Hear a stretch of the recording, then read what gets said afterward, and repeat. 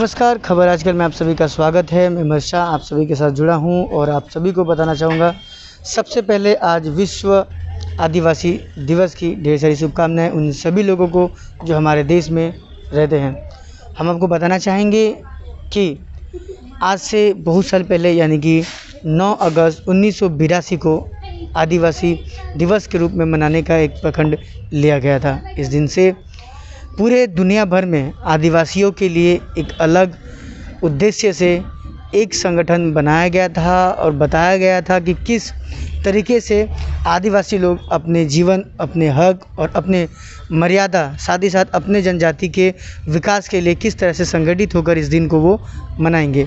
और इसी को ध्यान में रखते हुए आज बहुत साल तक, आज भी यानी कि 9 अगस्त 2020 में भी इस पैंडेमिक सिचुएशन में भी आज आदिवासी दिवस को मनाया जा रहा है। और ये अंतर्राष्ट्रीय आदिवासी दिवस जो है ये है। और इस दिन किस तरह से आदिवासियों में एक अपनी जो जनजाति है उसको लेकर एक संगठित होकर वो अपना जो एक दूसरे को जो संदेश है वो बांटते रहते हैं। और आज किस तरीके से आदिवासी समुदाय, अगर हम बात करें पूरी दुनिया भर में या अगर सिर्फ भारतवर्ष की अगर बात करें तो 10 करोड़ यानी कि 8.6% की अवधि रह गई है आदिवासी समुदाय में। और अगर हम पूरे क्वांटिटी की बात करें तो 10 करोड़ जनजाति आदिवासी से है और काफ़ी ज़्यादा योगदान जो है अभी रह गया है हमारे देश में।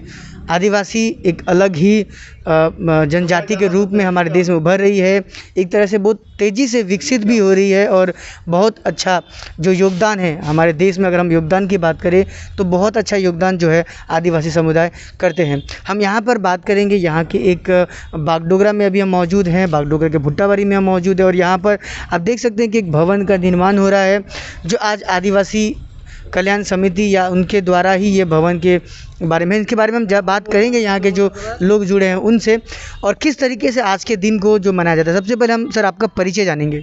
मेरा नाम निकोदिम मिंज है जी। मैं डिस्ट्रिक्ट प्रेसिडेंट हूँ जी। इसके पहले मैं रीजनल प्रेसिडेंट था, द्वारसा और दार्जिलिंग को देखता था। अच्छा सर, ये हमें बताइए कि किस तरीके से आज के दिन को आप लोग मनाते हैं, क्या कुछ विशेष आप समझते हैं इस दिन को लेकर? आज के दिन को हम आदिवासी दिवस इसलिए मनाते हैं क्योंकि हम लोगों को भी पता नहीं था, लेकिन यूएनओ में जब बुद्धिजीवियों का हर एक राष्ट्र से जो उसके मेंबर हैं उनकी जो मीटिंग चली थी 23 दिसंबर 93 में, तो उस समय विभिन्न विषयों पर उनकी चर्चा हो रही थी। इसमें एक चर्चा ये भी चली कि विश्व के आदिवासी इनकी जो संस्कृति डूब जा रही है, इनकी भाषा डूब जा रही है, इनकी जो ये शिक्षा की इनको अभाव है, इनको हम एक दिन मुकर्रर करें जिससे कि ये अपनी संस्कृति के बारे में ये बता सकें, अपनी शिक्षा उच्छा किस तरह से ये आगे बढ़ें उनके बारे में बता सकें। नहीं तो ये कुछ कुरीति में डूबे पड़े हैं, कुछ संकीर्णता का भाव इनमें है, तो इनसे इनको कैसे उबार लाना है। इनकी जैसे जल जंगल ज़मीन इनका डूबता जा रहा है, इसके ऊपर भी ये सब चर्चा हुई। इसलिए इन बुद्धिजीवियों ने यूएनओ में बुद्धिजीवियों ने एक दिन मुकर्रर किया, चलो हम इसके लिए एक दिन ये मुकर्रर करें जिसको 9 अगस्त में प्रत्येक वर्ष ये 9 तारीख अगस्त में ये रखा गया है, जिसमें ये हम अपने आदिवासी समाज को विभिन्न रूप से उनकी समाज में हमको कैसे आगे बढ़ाना है, हम किस तरह से दूसरे बिरादरी के लोगों से हम आगे नहीं बढ़ सकते हैं, हमें कारण क्या है, हमको कौन सी हमें कमी है, उसके बारे में ही हम आज के दिन बताते हैं।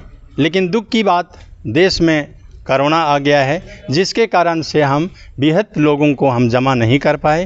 ये कादोपानी मैदान में हमारा बहुत ज़ोर शोर से होता है। अपनी संस्कृति के बारे में, शिक्षा के बारे में और जो हमारा अभाव है उसके बारे में, जैसे हम ये धार्मिक ये में भी जैसे दूसरे तरफ जा रहे हैं उनके बारे में भी हम इसके बारे में बताते हैं।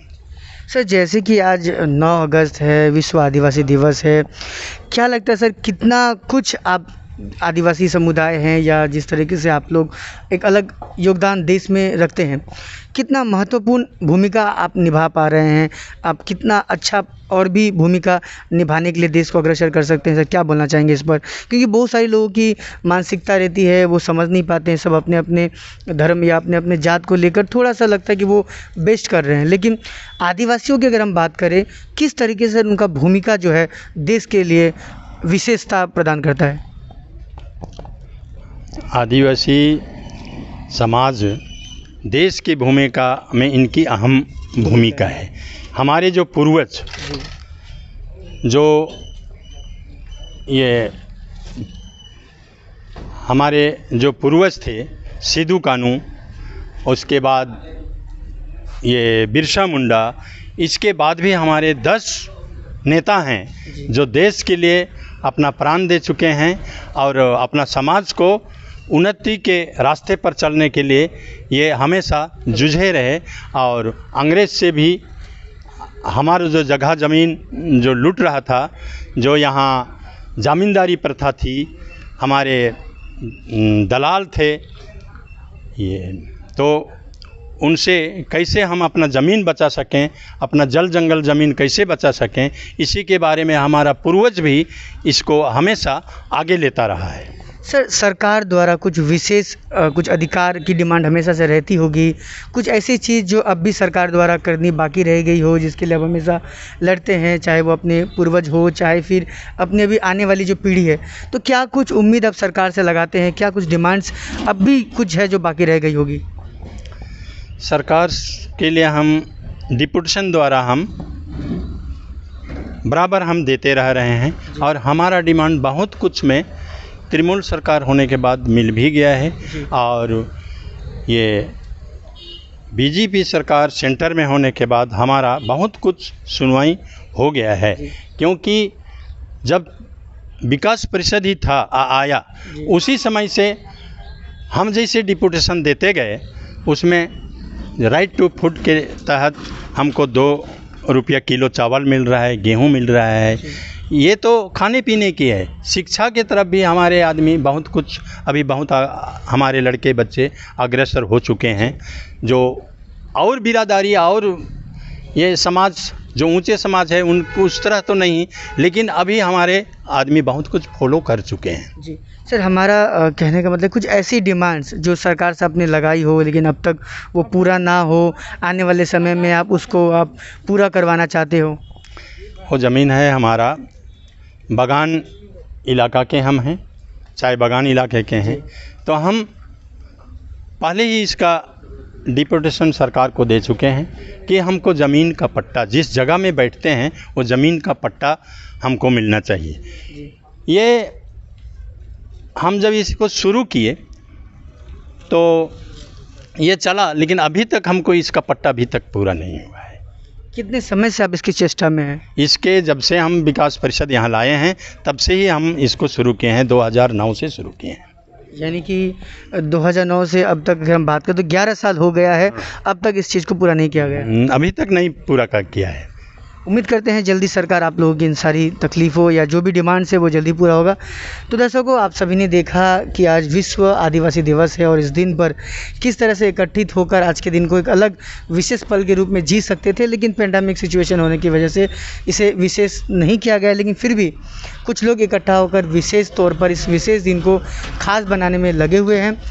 बहुत सारे उनकी जो डिमांड्स थी, कुछ चीज़ें थी जो हमेशा सरकार उनकी पूरी करता ही है, थोड़ी सी देरी होती है लेकिन हर बार वो चीज़ पूरी हुई है। एक छोटी सी डिमांड है कि उन्हें उनकी ज़मीन का पट्टा जो है वो उन्हें मिल जाना चाहिए, उसके लिए भी सरकार विचार विमर्श कर रही है कि उम्मीद करते हैं वो भी जल्द पूरा कर लिया जाएगा। तो दोस्तों, यही कहना चाहेंगे कि आदिवासी एक नाम नहीं है, एक जनजाति नहीं है, बल्कि एक कर्मठ एक समुदाय है जहाँ पर आप देख सकते हैं कि किस तरीके से वो मेहनत करते हैं, किस तरीके से वो समाज में जो जिस तरीके से अपना योगदान देते हैं, वो भी एक काबिले तारीफ़ है। और इस समुदाय के लिए हम यही कहेंगे कि हमेशा इनके लिए जो दूसरे लोगों में, कुछ लोगों के बीच में कुछ अलग सोच या हीन भावना रहती है, उसे दूर किया जाए। ये बहुत ईमानदार होते हैं, कोशिश करते हैं कि वो अपने आप से मतलब रखें, दूसरों के प्रति उन्हें परेशान करना उन्हें या फिर बार बार किसी और के पीछे लगना इन्हें नहीं आता। ये बिल्कुल अपने लाइफ में अपने तरीके से जीना चाहते हैं, अपने तरीके से जीते हैं, दूसरों की भला करने के बारे में सोचते हैं और हमेशा